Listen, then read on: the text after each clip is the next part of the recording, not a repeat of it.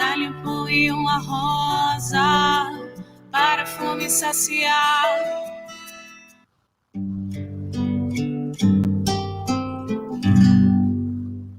Pai nosso, que estais no céu, santificado seja o vosso nome.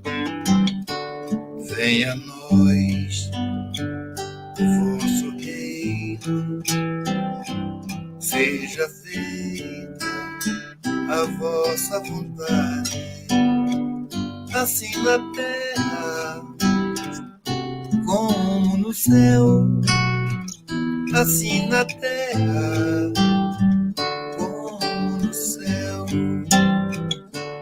O pão nosso de cada dia dai-nos hoje, ó Senhor. Perdoai as nossas dívidas, assim como perdoamos aos nossos devedores. Não deixeis cair em tentação, mas livrai-nos de todo o mal. Não deixeis cair em tentação, mas livrai-nos de todo o mal.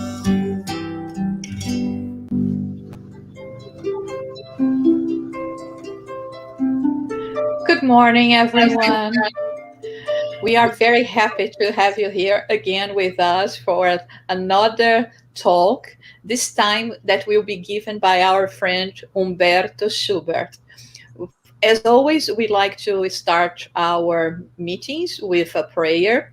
So we would like to invite you all to join us in a prayer, to close your eyes and start depicting the image of Christ, thinking about all the blessings we have been receiving on our day-to-day basis, and asking for protection and guidance, more in particular to our guest speaker today, Humberto, that we may learn from what he is going to be sharing with us, that it can lead us to meditate, to think about important behaviors that we need to start incorporating in our day-to-day lives in order to reach peace and harmony within ourselves.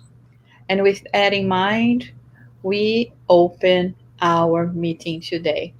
So again, it's a pleasure to have Humberto here with us. Humberto Schubert is a lecturer in philosophy and currently visiting academic in the University of Oxford. He's also a volunteer in the Spiritist Society Primavera Brazil, editor of the Primavera Spiritualist Press, and author of books and articles on Spiritism, theology, and philosophy. And the talk we are going to be having with Humberto today is Evidence and Arguments for the Immortality of the Soul.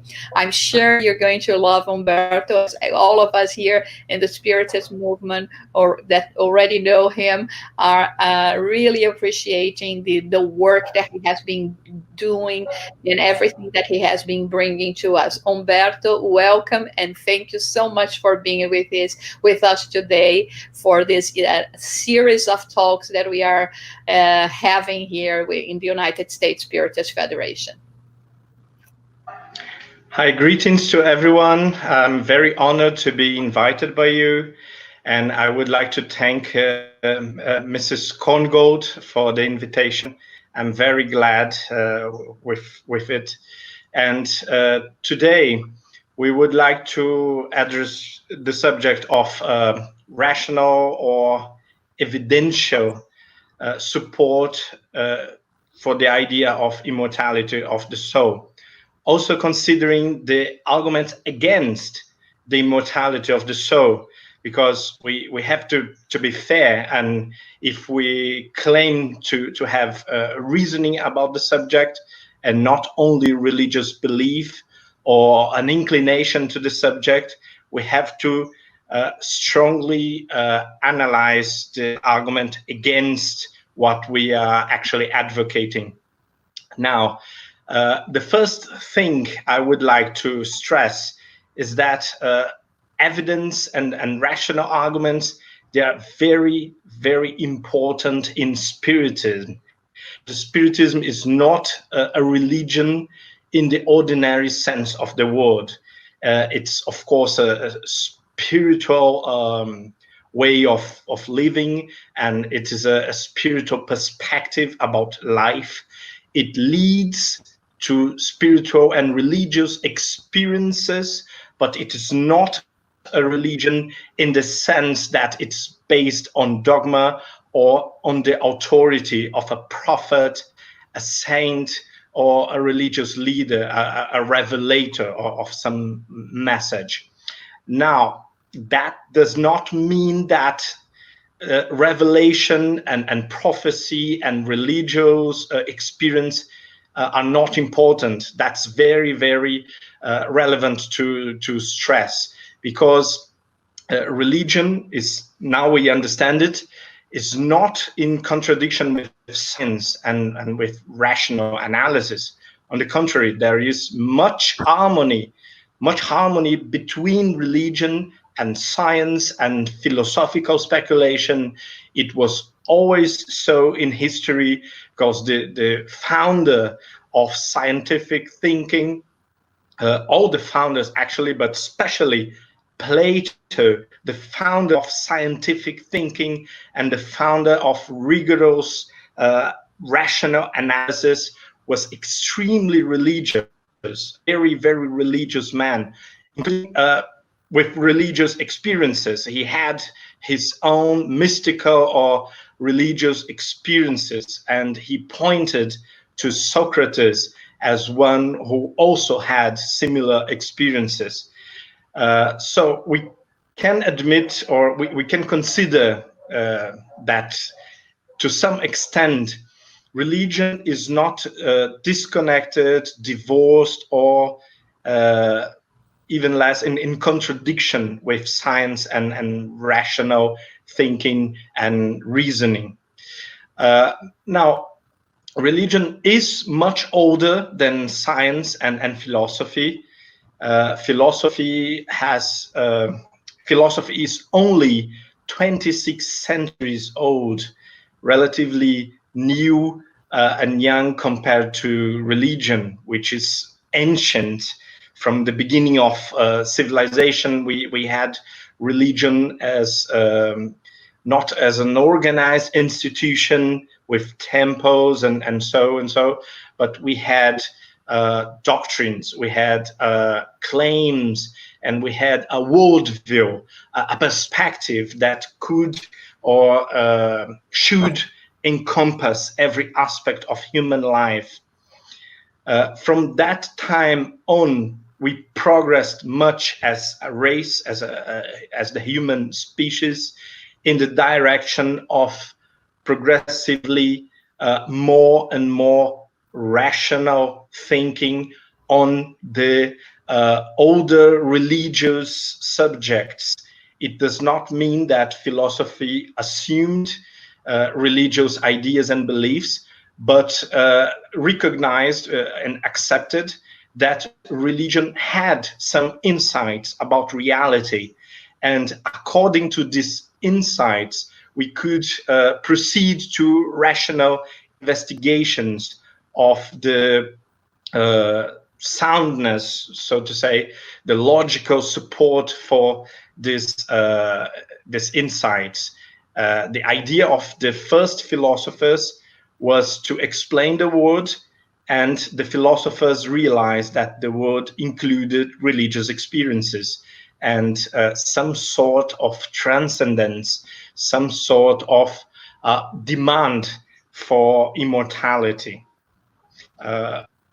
But while religion is very important, and we respect and we love religion quite a lot, we have to remember that philosophy works and proceed through rational reasoning, and it's more sound and persuasive, especially for those who are not religious people.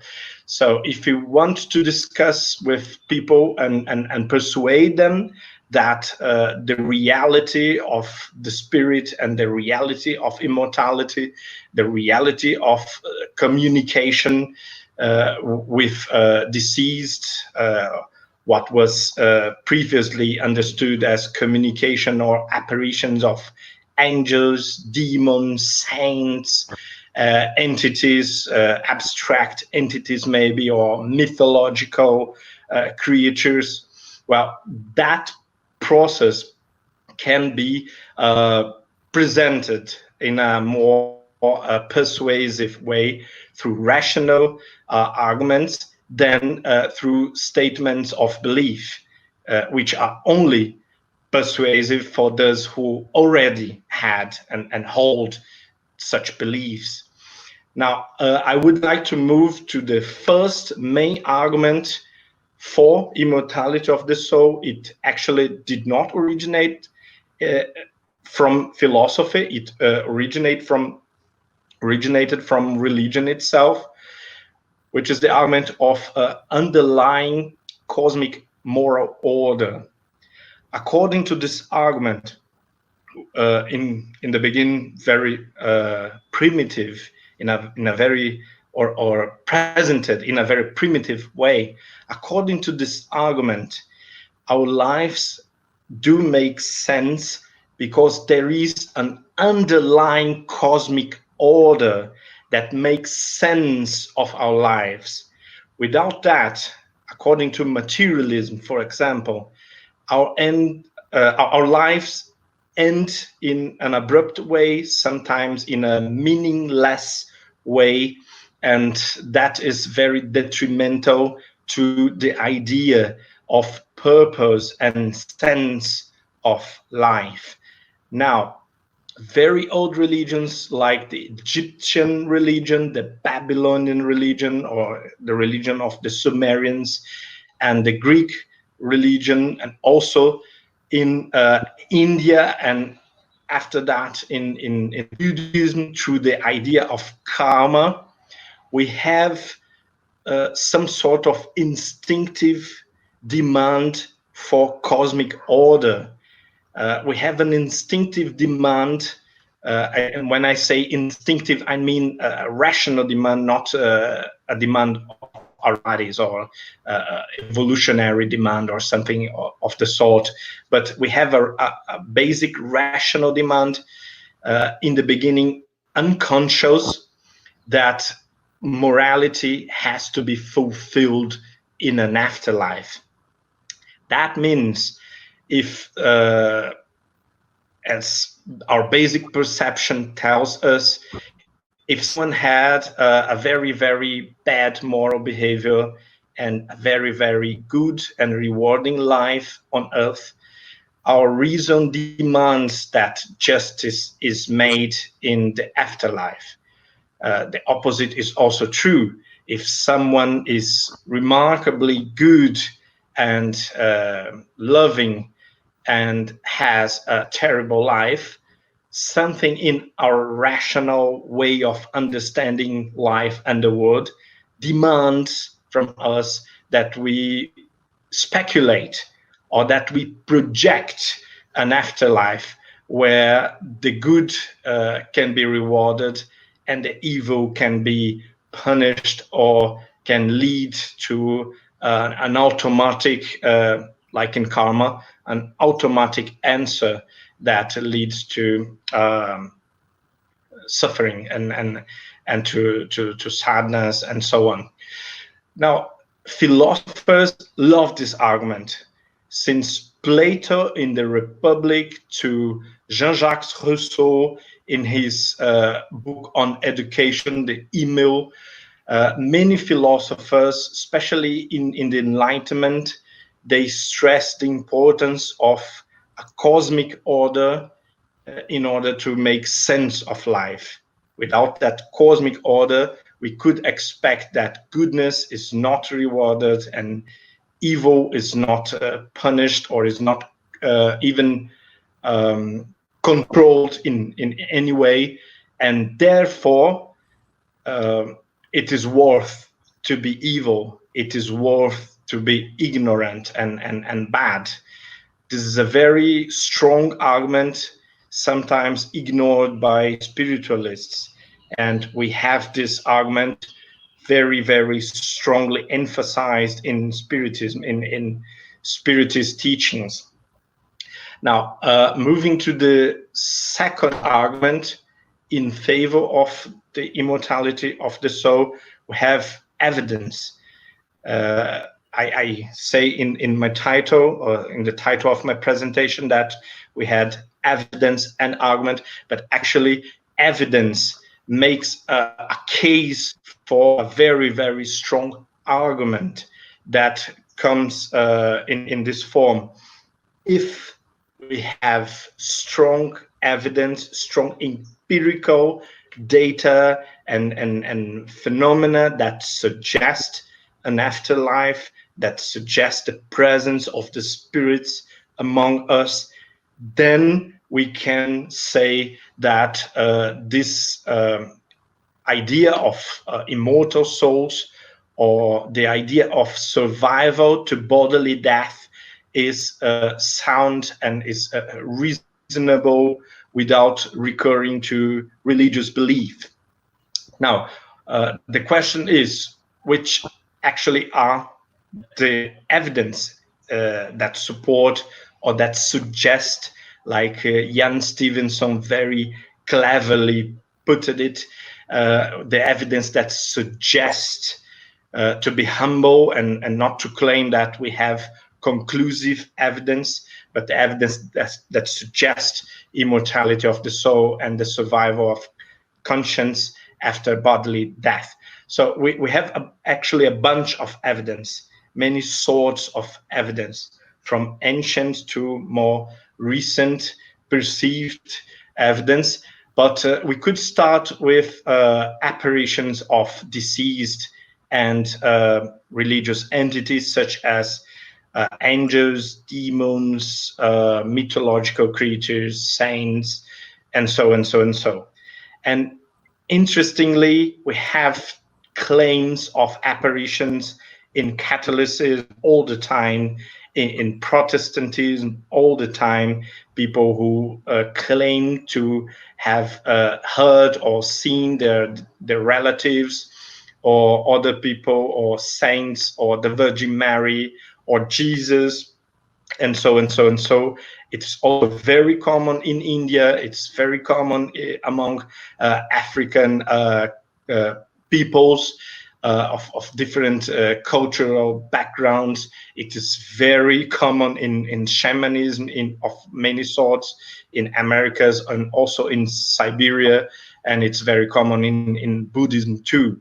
So we have apparitions of ghosts since ever, everywhere. There is seemingly no culture that rejected it as something completely impossible before the more recent idea of science and scientific worldview of the last 120, 150 years.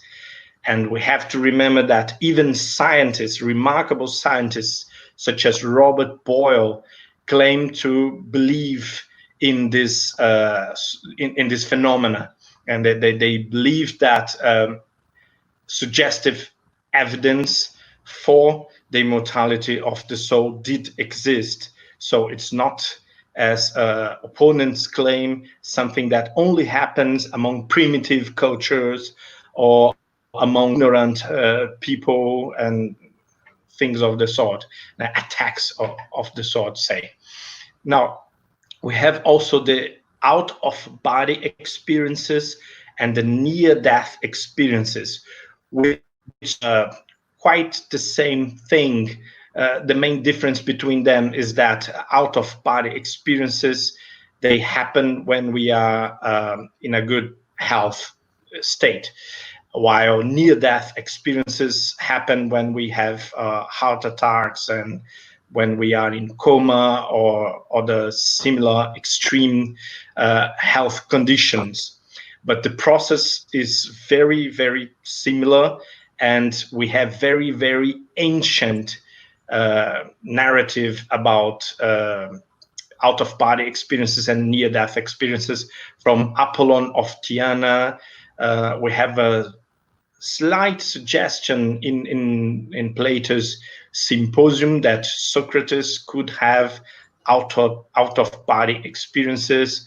We have other more explicit suggestions of out-of-body experiences and near-death experiences in India. So this seems to be a very common phenomena, and more recent statistics about near-death experiences tell us that it happens in a very, very large number of cases. A significant portion of medical resurrections, they include out-of-body experience, or actually near-death experiences. But these cases are not always very strong. They may be resumed to a light, a tunnel, or an encounter with one specific person, usually a parent or a relative or someone that was loved and that was very close to the one having the experience.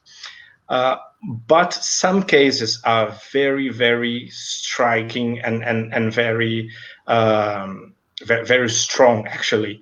While when, for example, someone tells to the medical group, to the health team that was working with him or her while the person was without conscious, and the person describes very, very specific happenings and circumstances that could never be perceived by him or by her with closed eyes, without oxygen in the brain, and so and so.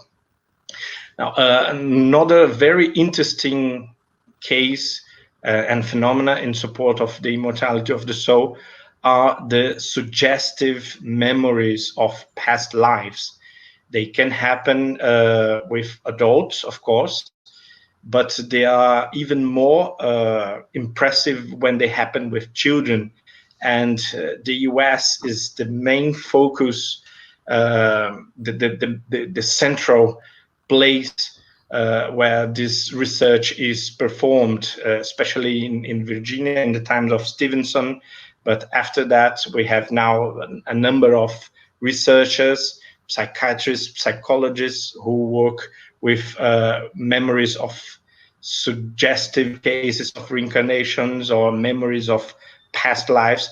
And some of these memories, they do make very, very strong cases in favor of the existence or the pre-existence of our souls to this actual life that we are now having.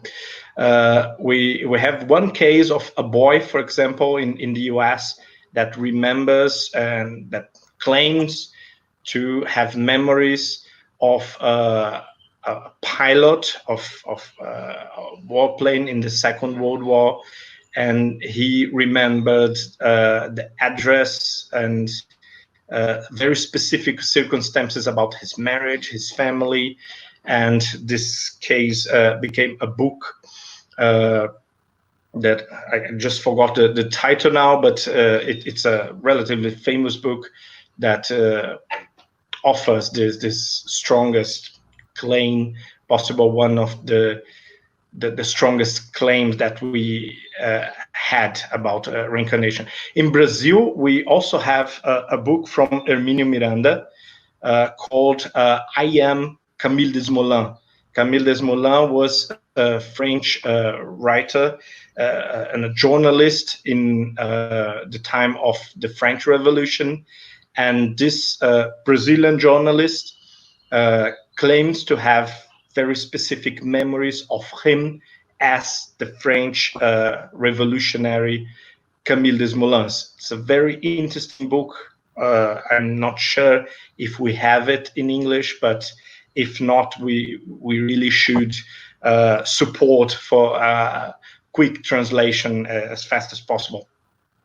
Now, another interesting phenomena are the cases of dreams that allow us to experience, how can I say it, paranormal or parapsychological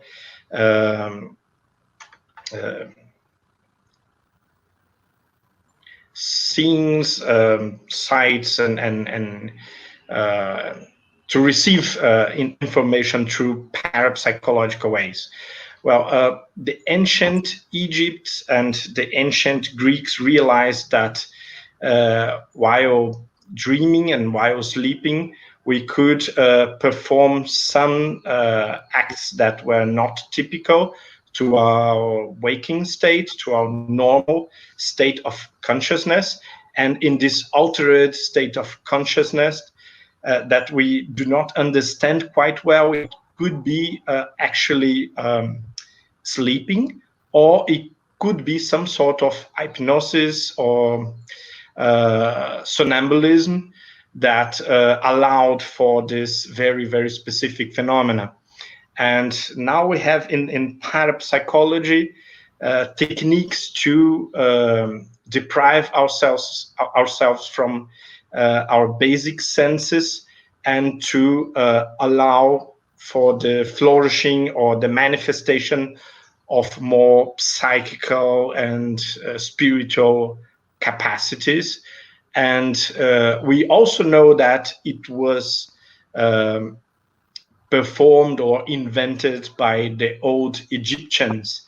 For example, in the lexicon for Egyptology, which is a very important international lexicon, we have some references to rituals in old Egypt where people were conducted to a place with a pool, a sort of a swimming pool with salt, and they could float, and the place was very dark, very silent, and this absence of sensorial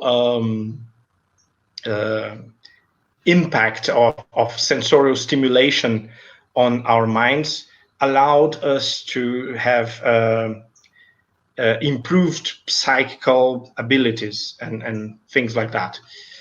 Now, evidence always existed, but it was only intensively researched in the times of modern spiritualism, especially in England and France and Germany, with people like Allan Kardec, Caldeprel, Zollner, the Baron of Schrenck-Notzing, and also in England, Frederick Myers and Henry Sidgwick, and many other, especially academics and scientists, sometimes physicists or physicians, or even classicists like Frederick Myers, that address the phenomena in a very empirical way, sometimes without coming to the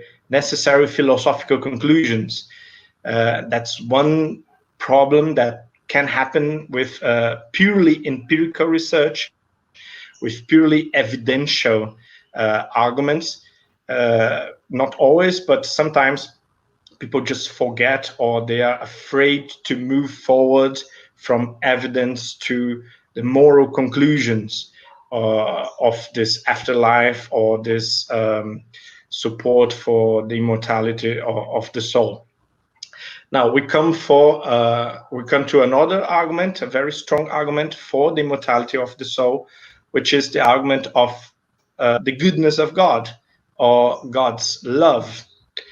According to this also relatively old argument, which is also a very very Christian sort of philosophical argument presented by many Christian philosophers, especially. According to this argument, God could not, as a loving Father, as a loving God that it is, God could not destroy us. It could not cancel our consciousness and our sentiments and eliminate everything that is there to us without empathy and sensitivity to our aspirations and our relationships and our capacities. Sometimes this argument emphasizes much the human capacity to perfection, to perfectioning ourselves and to flourish. And God could not simply give us a taste of these capacities and after that destroy ourselves. So we know that we are bad and poor and vicious and evil to some extent, but we also have goodness in ourselves. We also have virtue. We also have hopes and faith and talents and capacity to do good. And since we cannot develop everything in this life, in this present life, God would be very insensitive, destroying us or eliminating us before we could accomplish everything that we are destined to accomplish. That would not only not make sense, but that would also be morally very questionable or even impossible for a loving God. So this was a very strong argument for the Enlightenment philosophers that did hold still the idea of God or the idea of a loving God, while of course other Enlightenment philosophers, especially the French philosophers, they actually opposed themselves to religion and fought religion as best as they could. Now, I would like to mention three main arguments against the immortality of the soul. They are somehow connected to the arguments for or in support of the immortality of the soul. The first argument, and this is one of the main arguments against the immortality of the soul, comes surprisingly for some from religion. According to the idea of resurrection of the bodies, we only have life and consciousness and perception and memories and feelings and sentiments while we have bodies. There is no point and no sense in speaking about disembodied souls and souls that have a full life and senses and will and intellect without bodies, because bodies is what gives a location and what individualize intelligence, what makes intelligence connected to perception of environment and therefore memories and personality and so and so and so. So as the argument goes, if we have a soul, it remains asleep and God holds it in a secret place without consciousness until the time of judgment, when after what we will have other bodies, presumably flesh bodies made of flesh, and then we could have a proper life. Now, the argument, although it comes from religion, it's a very materialistic one, and it is a very poor philosophical argument, because it starts from the assumption, the unproved assumption, that souls and spirits could not have another sort of bodies in the spirit world, and that the spiritual world had or should have no objects, no impressions to the sense, and so and so.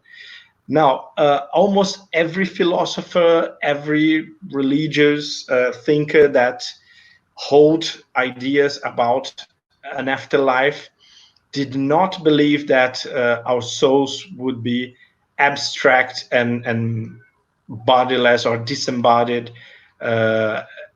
abstract things. Actually, from Plato to modern times, including almost everyone from Catholicism to Protestantism to paganism, we will see that everyone that presented ideas about an afterlife did claim that this life would be a full life with bodies, with personality, with memories, including the memories of this life we now have in the flesh. Also, according to another branch of evidence, which is the evidence of mediumship and apparitions of spirits and ghosts, we see a massive and consistently claims that the apparitions do have hands and hair and even sex and even clothes. So every idea or even empirical evidence suggestive of the immortality of the soul comes with the idea that our souls do have bodies in the afterlife. That was also stressed by Paul himself, which is a very Orthodox Christian, I believe. And he said that we could have a sort of astral body or a psychic body or a glorious body in the afterlife. Now, according to the second argument against the immortality of the soul, evidence can be explained away very easily. So people who reject every kind of evidence in favor of the immortality of the soul, they have either psychological, sociological, anthropological, cultural, or biological ways of explaining the data away without even observing the phenomena and even caring enough to observe the data. So according to this argument, we can say, or we can suppose that everyone who has a near-death experience was actually dizzy and confused, and after this person woke up, he or she just made a story in his or in her mind. Now, while possible, it is very important to notice that this argument does not interact with the alleged evidence in support of the immortality of the soul. What we want is an argument against the immortality of the soul that engage in dialogue with the alleged cases and the alleged evidence in favor of it.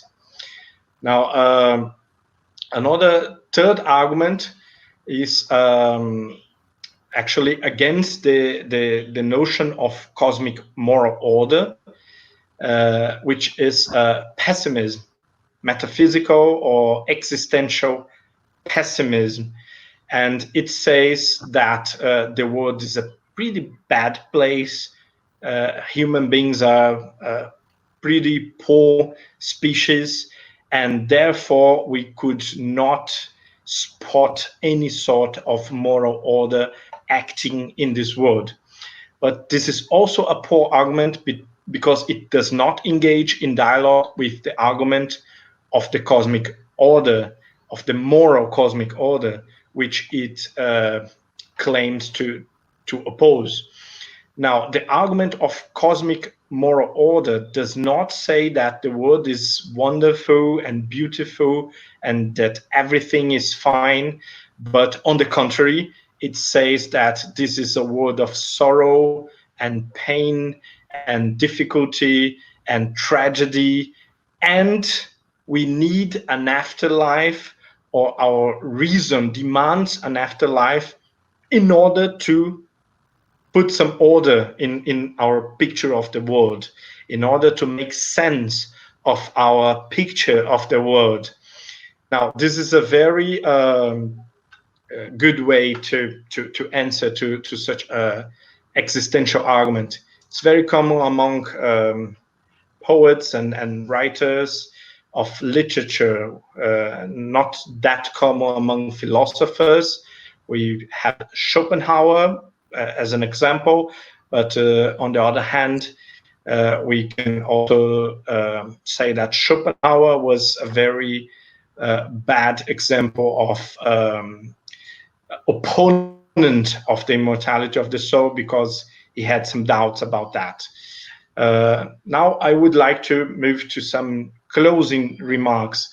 The arguments for the immortality of the soul are not conclusive, and we have to be very humble if we want to remain rational about it, and not to just believe and advocate in favor of our religious beliefs. We have to be very humble and remember that it's not a closed question. It's not a settled case, and still more, much more research is needed in this field about the subjects. And after remembering that it is a still open debate, I would like to remember that many remarkable philosophers, scientists, and religious leaders are now, in this very moment, addressing the subject as it has just arrived the market. So especially with near-death experiences, but also suggestive cases of reincarnation are very popular now in psychiatry, in psychology, and also in philosophy. We have, for example, a very good example, the Blackwell Companion to Dualism. And one of the greatest philosophers of our time, Richard Swinburne, is dealing with the problem of the soul and the problem of separation of body and soul, or mind and brain, for quite a long time. So I would like to thank you for your patience, for your indulgence with my language skills, and I hope it could help us to reflect on the subject and to see how rich it could be to reflect on it, or to address the problem of the immortality of the soul from philosophical perspectives. Thank you very much. Thank you so much, Humberto. I think, this is a subject that we still, like you said, we still are lifting a bit of the veil, because there is so much for us to understand and to research about it, right? We had some questions here, so we are going to have to start with our questions to you. So the first one is from Kirsten. Why do you think the media, TV, movies, etc., always paint the picture that ghosts are scary? Oh, that's a great question. Now, this is probably a psychological issue, and we, as human beings, we are used to be scary, at least slightly scared about these things, like maybe not God, but the idea of supernatural, the idea of the occult, even the words we use to describe it, they are somehow dramatized to emphasize this this emotional appeal that this idea have to us. Now we have much more apparitions of scaring ghosts in history than apparitions of saints and angels and good entities.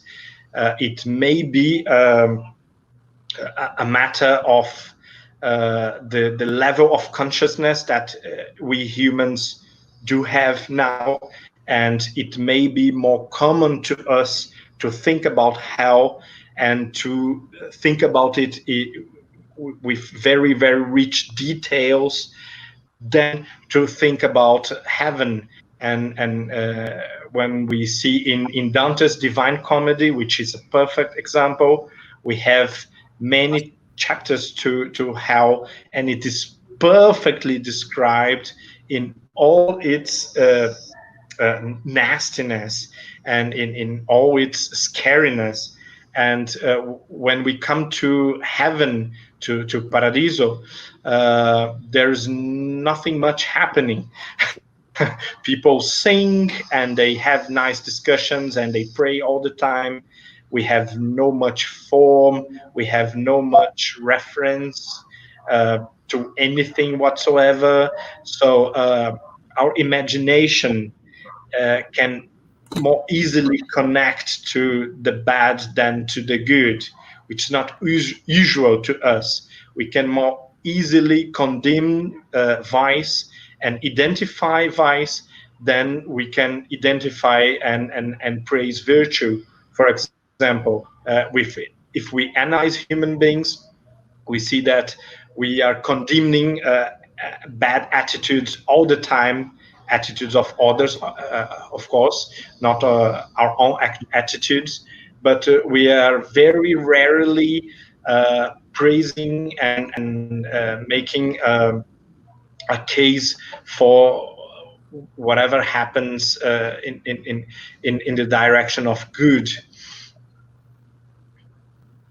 Not sure if it's a straightforward answer, but I think it's a psychological issue, an issue connected to our actual level of spiritual evolution.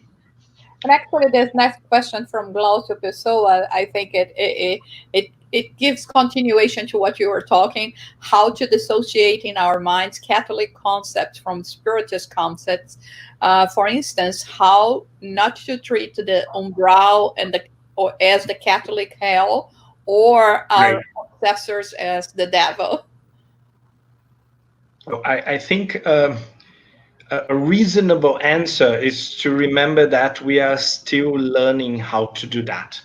We are trying to learn to think about these things on a new light, and it is perfectly normal. It's perfectly natural that we fail many times.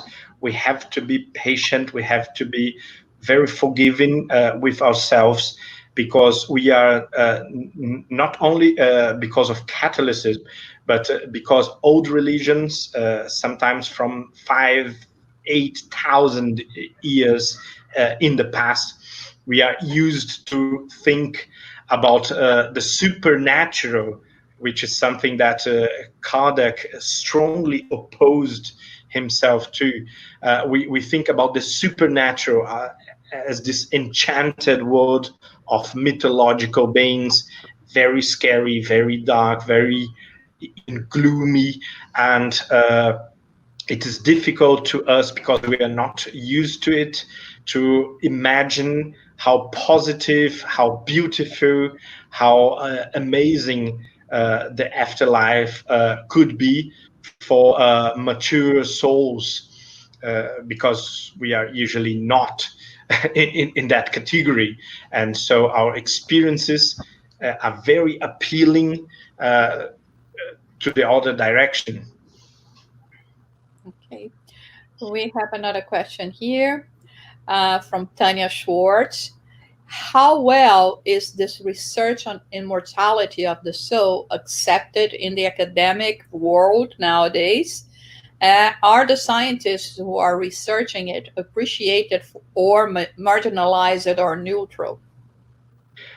This is a bit difficult to answer. It varies a lot from place to place. It varies a lot from community to community. While in Oxford, for example, I had more positive experiences with religion in academia than negative experiences. I was there for a relatively short while, but all the colleagues say that we also have strong militants against religion, or to clean the university from religious beliefs and religious activism. So it's a very interesting place. I am not very sure about the current situation in America, but I could say that in Germany, for example, which is an important place for the academic culture around the world, religion is not very welcome, and theology is by law is imposed to the universities. The university have to have theology as a chair, because different from other countries, Germany is not by law a country without religion. It is officially Christian, and the state has a duty to provide education about religion or on religion. Now, the problem is that this process was detrimental to religion. In France, the situation is different, but there is also a opposition to religion as a matter of principle, and very few people do stop to hear to the arguments or to read the arguments. Many people have automatic answers, sometimes very dogmatic, sometimes very naive answers to the alleged evidence. But things are slightly better now than 20 years ago. I could say that the positive thing is that not positive because these subjects are being more accepted in academia, but people are open to the debate.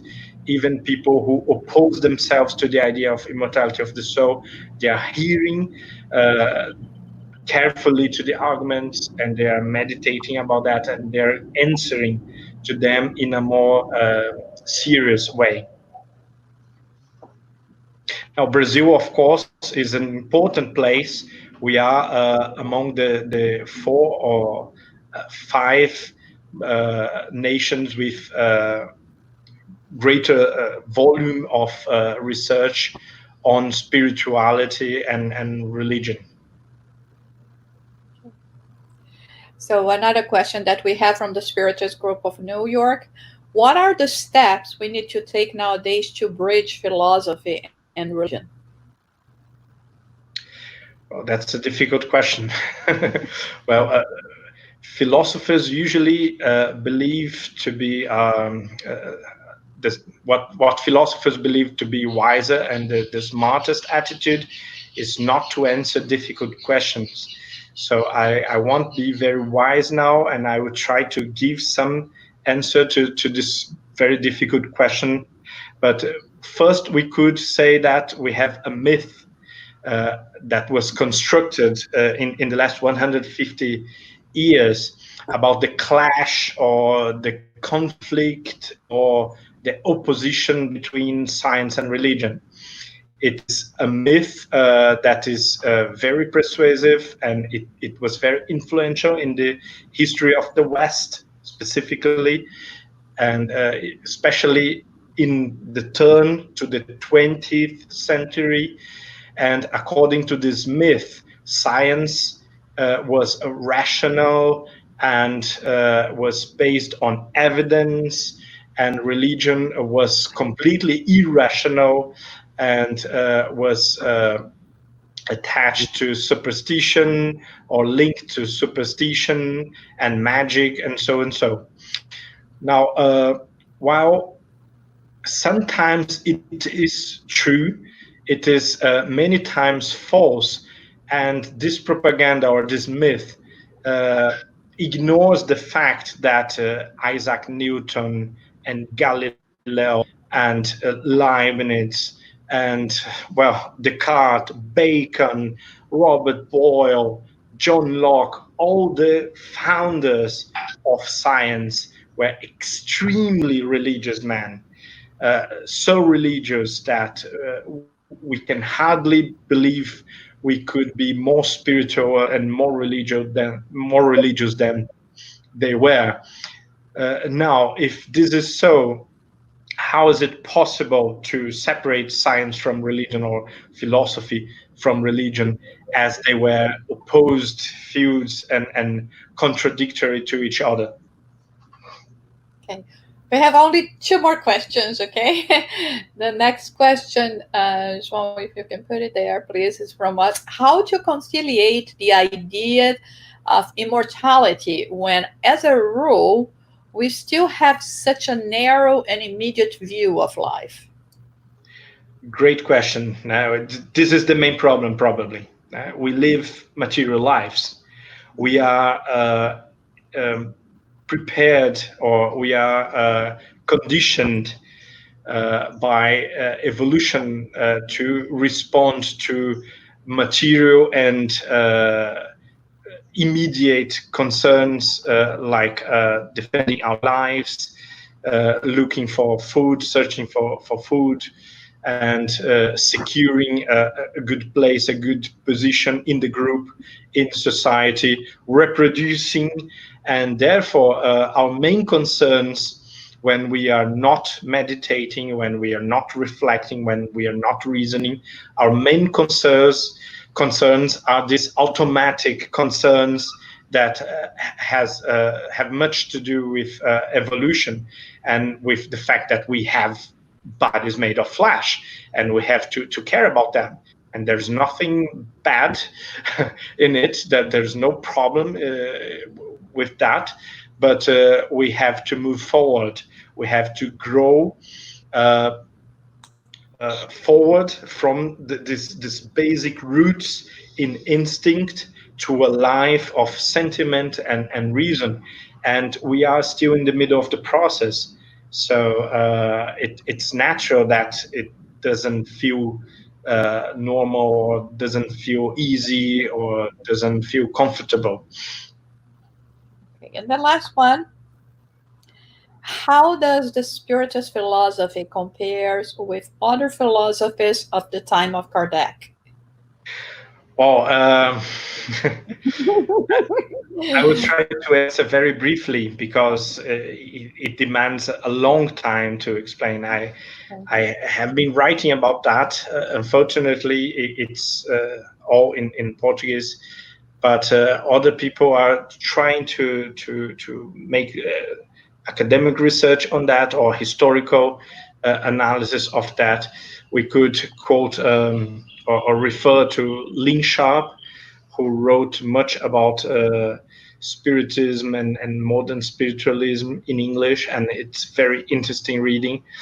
But basically, we have some naive assumptions that Kardec took Spiritism out of his hat, or that he invented everything out of or from scratch, or that it felt on him like Moses' tablets, and this is the in the bad sense of the word, the religious part of us, the superstitious part of speaking. What Kardec actually was, and what he actually did, was to make very rigorous and intensive research on this evidence, and he based himself on the knowledge of his time. He was very familiar with Enlightenment ideas. He was very familiar with positivism, which was sort of philosophy of science of the time, the philosophy of evidence, the philosophy that pointed to evidence as the greatest part of the search for truth. He was obviously also Christian in a very non-denominational sense of the word, like his master Pestalozzi, uh, who is also a very big reference, a very important reference to understand the intellectual track of Kardec. But we can say that he was a thinker of his times to some extent, and he was a thinker much ahead of his times to another extent. But considering that he was a thinker of his times, he was slightly romantic. He was a rationalist. He was a little bit of a positivist, and he was in the general atmosphere of enlightenment still. Thank you so much, Humberto. Obviously, we will want you to come back again and talk to us in the near future. And thank you, everyone, for having with us during this beautiful talk and so enlightening talk that Humberto Schubert gave to us. So, may you all have a good afternoon. And as always, we are going to end our presentation with prayer. So we ask you to follow us. And it's a prayer of gratitude for everything that we have just received, for all the enlightenment, for all the knowledge that can help us in making sense of life and in making better choices for our day to day lives. So we thank all the good spirits and our Heavenly Creator for this opportunity, and may we have many more to be together again. So thank you, everyone, and I see you soon. I thank you too.